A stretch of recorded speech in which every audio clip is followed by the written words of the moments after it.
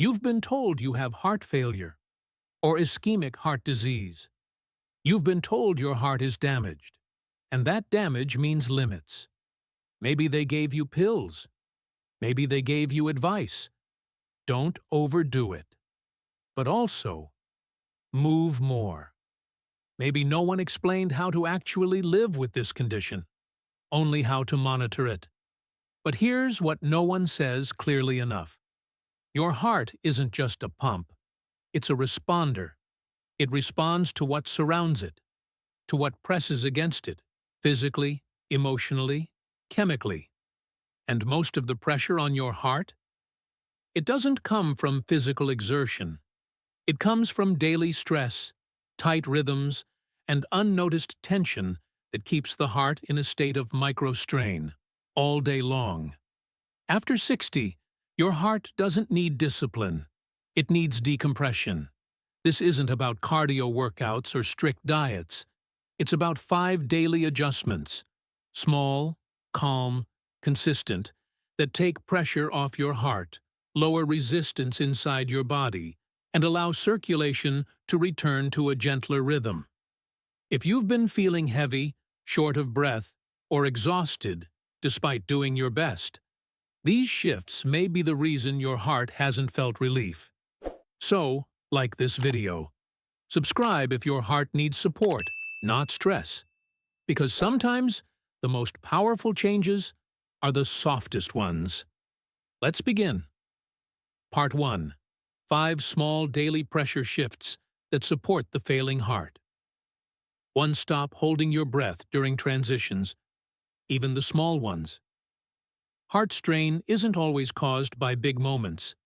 It's often built during the tiny ones, standing up, turning around, changing positions. And if you hold your breath during those micro-transitions, even for 1 or 2 seconds, you spike intrathoracic pressure. That pressure directly affects how blood returns to your heart and how well it can eject. Over time, this habit subtly overworks a heart that's already struggling. Practice conscious breathing transitions. When rising from a chair, exhale slowly as you stand. When rolling over in bed, breathe through the motion, not before and after. When lifting a light object, pair the movement with an audible breath. During toilet use, avoid breath holding. Hum or exhale gently. After any position change, pause and take 1 full, deep, low breath. You don't need to train harder. You need to move without internal resistance. 2. Elevate your feet, but only at the right times. Many people with heart failure are told to elevate their feet. But without timing, elevation can do more harm than good. Elevating feet too long or too high after meals can send too much venous blood back to a heart that's already volume overloaded, increasing breathlessness or congestion. But used wisely, short elevation relieves limb pressure, supports venous return, and allows fluid to reabsorb gradually. Here's how to elevate with intention. Do short sessions, 10 to 15 minutes, of leg elevation between meals, not directly after eating. Use a 30 to 45 degree incline, not flat-on-wall elevation. Combine with gentle ankle pumps or toe wiggles to encourage movement. If lying down, keep head slightly elevated too. Not completely flat. Finish with slow breathing and upright sitting for 1 to 2 minutes before standing. Elevation isn't a fix-all, but done properly, it reduces vascular congestion and helps your heart exhale. 3. Stop drinking water in large volumes at once, especially in the evening. Fluid balance is everything with heart failure. One of the most common mistakes? Drinking too much at once. Rapid intake, especially of cold water or after meals, increases blood volume quickly, which can overwhelm a failing heart and cause nighttime fluid pooling or lung congestion. Instead of thinking more is better, think spread is smarter. Smart hydration for heart support. Sip small amounts throughout the day. Not big gulps. Avoid large fluid intake 2 hours before bed. Don't force fluids if you're not thirsty, especially if you're on diuretics. Use a straw to control pace if needed. Add electrolytes if you're sweating, but don't assume plain water is always helpful. Your heart doesn't need more water. It needs stable volume, not floods. 4. Use your exhale to reduce heart load, especially during effort. Exhaling is the fastest, simplest way to lower internal pressure. But most people with heart conditions unintentionally brace and restrict their breath during tasks, especially effortful ones like bending, cleaning, reaching, or walking uphill. This creates a mini Valsalva effect, increasing resistance and straining the heart. Retrain your breath response. Before standing, exhale slowly through pursed lips. While carrying something, hum or exhale rhythmically. Avoid clenching breath. During chores, focus on a pattern. Effort. Exhale. If climbing stairs, inhale as you prepare. Exhale as you lift. After any task, pause and take 3 deep, unforced breaths with soft shoulders. Breath is not just oxygen. It's pressure regulation. Use your exhale as medicine. 5. Sit with spine supported and abdomen uncompressed. Most chairs don't support people with heart failure. They slouch your posture, compress your diaphragm, and crowd your abdomen, making it harder for your heart to fill and lungs to expand. Instead of resting in a way that strains your system, reset your seat. Use a firm chair where your hips are slightly higher than knees. Place a pillow or rolled towel behind your lower back, not mid-back. Avoid tight waistbands or belts that press into your stomach. Sit where your ribs can move. Especially during and after meals, place feet flat and let shoulders drop without collapsing chest. Comfortable doesn't mean collapsed. Support your seat. Support your circulation. Which of these daily shifts surprised you? Leave a comment. Your insight might help someone feel lighter today. Like this video if even one tip made your body feel calmer. And don't forget to subscribe, because in Part 2, we'll explore how common habits, like meals, rest, and daily walking, can quietly overload the heart, or ease its burden, if done right. Part 2. How common daily habits quietly strain the failing heart, and what to do instead.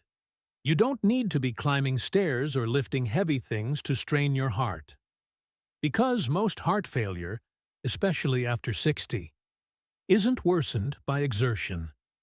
It's worsened by how you move through the day, the way you eat, the way you lie down, the way you pause between moments, or don't.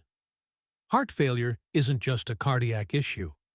It's a circulation rhythm problem. And that rhythm gets shaped every hour by how you treat your body, especially when you're not paying attention. Let's explore 5 everyday habits that quietly increase cardiac load, and how to reverse them with gentle, evidence-based shifts. 1. Eating while slouched and sitting still immediately after meals. After meals, your body sends extra blood to the digestive system. This redirection means your heart has to compensate, especially if your cardiac output is already limited. If you're slouched, with your stomach compressed and your lungs restricted, digestion slows and pressure builds. Remaining totally still afterward makes it worse. Blood pools and congestion increases. Here's how to reduce post-meal heart strain. Sit upright during meals. Use back support, but stay tall. Avoid tight belts or waistbands while eating. After eating, walk gently for 3 to 5 minutes. Around the house is enough. Don't lie down flat for at least 45 to 60 minutes post-meal. If you must rest, do so reclined with head and chest elevated. Your heart doesn't need more work after meals. It needs help with the redistribution. Posture and motion are part of digestion and circulation. 2. Lying completely flat, especially when resting or sleeping. If your heart struggles to pump efficiently, lying flat can increase pressure in the lungs and venous system. This can lead to shortness of breath, coughing at night, or waking with a heavy chest. Even if you think you're relaxing, your cardiovascular system may be under pressure. Elevate wisely. Use pillows or a wedge to raise your head and upper chest, not just your neck. Aim for a 30 to 45-degree angle when reclining, enough to reduce preload, not too steep to strain your neck. Avoid lying flat right after activity or eating. Use leg support too, to avoid hip and low back tension. Listen to your breath. If it gets shallower when you lie down, adjust your angle. Rest should relieve the heart, not challenge it. 3. Standing in place for long periods, especially in the kitchen or bathroom, stillness isn't always rest. When you stand in place, washing dishes, brushing teeth, or waiting, blood can pool in the legs, and your heart works harder to keep it moving. This is especially true with reduced ejection fraction or valve issues. To reduce standing strain, shift weight from foot to foot every 20 to 30 seconds. Place one foot slightly forward or on a low stool to engage core muscles. Keep knees soft, not locked. Lean lightly on the counter if needed. This offloads pressure. Sit for longer tasks when possible, like folding, prepping, or grooming. Micro movements matter. They assist your veins and protect your heart. 4. Walking at the same speed. Regardless of how you feel, your body changes moment to moment. But many people with heart conditions try to maintain a consistent walking speed, often faster than their heart prefers. This disconnect forces your body to compensate instead of regulate. Try intuitive pacing. Start every walk with 30 seconds of slow motion. Think of it as tuning in. Adjust your pace within your walk. Slow, medium, slow again. Use pause cues. Stop briefly at corners, doorways, or hallway turns. Match steps to breath. Inhale for 2 steps. Exhale for 3. End walks with soft movements. Side steps, gentle arm circles, or sitting stretches. This isn't about cardio. It's about blood flow, oxygen rhythm, and letting your heart set the tempo, not your habits. 5. Pushing through fatigue instead of recognizing early warning signs. One of the biggest risks with heart failure is ignoring subtle signals. The extra sigh, the mild tightness, the need to lean or sit more often. These are your body's safety systems, not signs of weakness. But if you override them, you push your heart into panic physiology. Instead, become an ally to your heart. If you yawn, pause and check your posture. If your breath shortens, lower your activity by 20% immediately. If your speech feels effortful, sit or lean, and breathe low into your belly. Keep a small chair or stool in places you linger, and use them.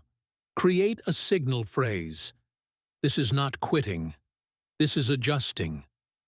Listening early prevents crashing later. Fatigue is not failure. It's feedback. Which of these habits do you notice in your day? Leave a comment. You might help someone else feel less alone. Like this video if something clicked for you. And don't forget to subscribe. Because in Part 3, we'll explore how your emotional patterns, urgency, worry, guilt, and even stillness quietly raise or regulate cardiac load, and how to shift those, one feeling at a time. Part 3. The emotional load on the failing heart, and how to release it without forcing calm. You may not be running around anymore, but your heart still feels like it's racing. You might be sitting still, but inside, there's a hum of urgency, a tension that doesn't leave. And if you live with heart failure or ischemic heart disease, that hum matters. Because your heart doesn't just respond to movement, it responds to meaning, to your tone of voice, to the way you approach your day, to the way you treat yourself in stillness, in worry, in waiting. After 60, the body becomes more sensitive to emotional rhythms, especially the subtle ones. And many people unknowingly live in a state of emotional bracing that keeps the heart in a constant state of pressure. Let's explore 5 emotional patterns that increase heart strain and gentle practices to reverse them. 1. Feeling like you always have to catch up. Even in retirement, you're not working anymore. But somehow, the sense that you're behind, that you're late, that there's more to do, hasn't stopped. This phantom urgency activates your stress system even when your day is simple. Your heart responds with tighter vessels, faster rhythms, and less recovery. Undo the rush reflex. Say aloud, I'm not behind. I'm exactly where I need to be. Limit to-do lists to 2 to 3 key items per day. Block small windows of time where nothing is scheduled. Start your morning with movement, not your calendar. Pause between tasks and place your hand on your chest. Anchor into presence. Urgency is not a requirement. It's a habit, and it can be unlearned. 2. Interpreting rest as laziness. Many people who lived busy, productive lives find rest uncomfortable. You sit down, and a voice inside says, "You should be doing more." This guilt activates the stress system, even if you're doing nothing. But for a failing heart, stillness is a therapy, not a weakness. Reframe rest. Label rest moments as recovery, not wasting time. Sit with tea, without a task, for 10 minutes. Let it feel earned. Replace doing nothing with allowing circulation in your mind. Remember, your body is healing while you rest. That's an active process. Keep a reminder near your seat. Stillness helps my heart work less. Healing requires space, and stillness creates that space, if you let it. 3. Letting worry run in the background all day. Even if you're not having panic attacks, low-level worry can run continuously. About symptoms, about appointments, about people you love. This steady worry becomes invisible, but your heart still reacts to it. You don't need to eliminate all fear. You just need to stop giving it a microphone. Soften the worry loop. Set a worry time.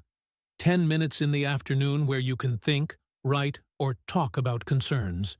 When worry arises outside that time, say, "Not now." Later. Use your exhale as a grounding tool when thoughts race. Talk to yourself kindly. Use phrases like, "It's okay to pause," or "We're safe right now." Spend 2 minutes per day not fixing anything, just observing your environment without judgment. Your brain will try to keep everything under control. But your heart needs to be told. It's okay to relax. 4. Bracing during silence. Instead of letting it soothe you, silence is supposed to be calming. But for many, silence feels awkward, tense, or even threatening. That inner bracing, waiting for the next sound, the next need, the next task, keeps your body in alert mode. Train your system to receive silence. Sit in a quiet room for 2 minutes and focus on the weight of your body on the chair. Let silence be a container, not a void. Feel how it holds you.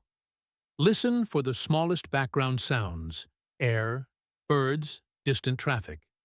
This reorients your attention. Inhale softly and exhale through pursed lips. Repeat without urgency. Let your hands be still. This signals your nervous system to stop preparing. Stillness isn't emptiness. It's the nervous system's recovery mode. 5. feeling responsible for everyone else's emotional state. After 60, many carry invisible emotional labor, worrying about adult children, trying to keep peace in the family, trying to be strong so others don't worry about you. But emotional caregiving has a cost, and it's often paid by your heart. Make space for your own regulation. Say, they're allowed to feel their feelings. I don't have to fix them. Let others support you, even in small ways. Journal without editing. Give your emotions somewhere to land. Speak your needs out loud. I need quiet right now. Or, that topic feels heavy today. Let go of being the calm one all the time. It's okay to feel messy. Emotional clarity reduces cardiac confusion, and your heart needs clear signals to feel safe. Which of these patterns do you recognize in yourself? Comment below. Even one shift might help someone else soften. Like this video if you felt seen. And subscribe, because in Part 4, we'll explore how the space around you, your room layout, object placement, and movement paths can either create cardiac tension or gently rewire your nervous system for heart support. Part 4. How your space shapes heart function. 5 environmental shifts that reduce cardiac strain. Your home might feel safe. But is it supportive? Because for a heart that's failing, or under chronic ischemic load, safety isn't just about locks and comfort. It's about flow. The way you move from chair to chair. The way your eyes scan the room. The way your body reacts to clutter, posture, lighting, and effort. Your heart reads your space, every day, all day, and it responds. Let's explore 5 spatial shifts that lower your cardiac stress without needing to remodel a thing. 1. Crowded surfaces equals cognitive load equals vascular tension. When your eyes scan disorganized spaces, cluttered tables, piles of paper, messy countertops, your brain activates micro-alertness. This isn't about being tidy. It's about reducing silent mental strain, which raises background stress chemistry, including cortisol and vascular tone. That tone? It affects blood pressure, which affects cardiac output. Create a calm visual field. Choose one surface to keep clean at all times, e.g. your nightstand or kitchen corner. Use bins or baskets to group small items, so your brain sees wholeness, not chaos. Don't aim for perfection. Aim for clarity, smooth fabrics, fold blankets, align books. Subtle symmetry regulates the nervous system. Give your eyes one rest point, a plant, a photo, a candle, and let them land there daily. Your heart doesn't just respond to noise, it responds to visual confusion too. 2. Navigating tight paths and twisting often to reach.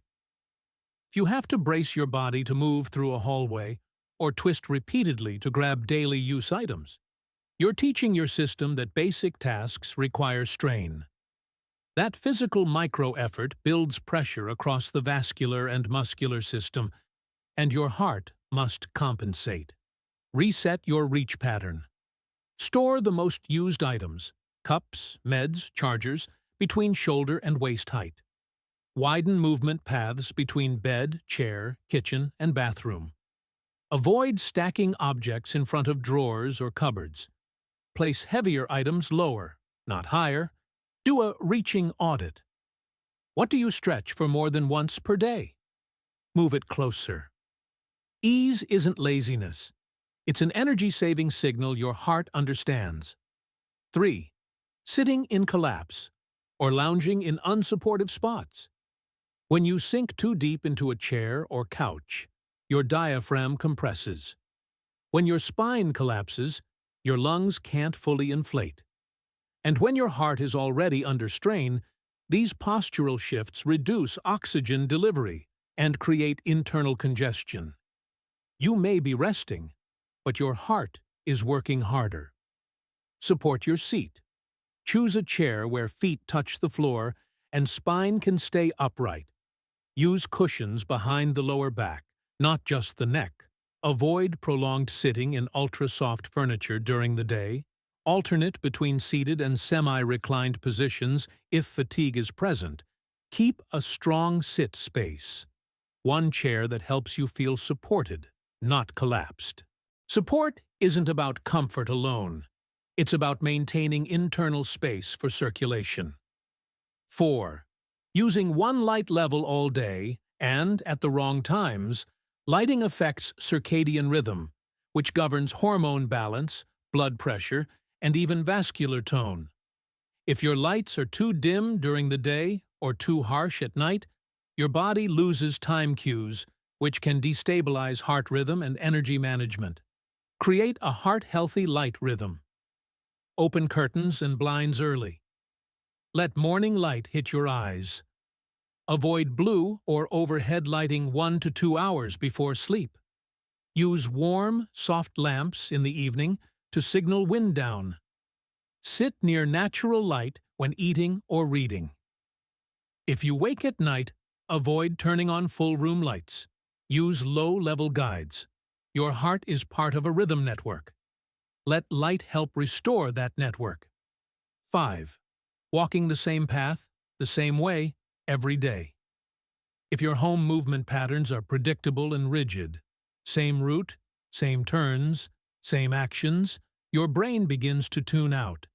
This creates neural rigidity, which reduces adaptability. Adaptability is crucial for the cardiovascular system, especially under strain. Vary your movement flow. Take one different route each day, even if it's just turning left instead of right. Add a new gesture during transitions, a stretch, a slow turn, a shoulder roll. Step backward, safely, once a day. Engage different motor patterns.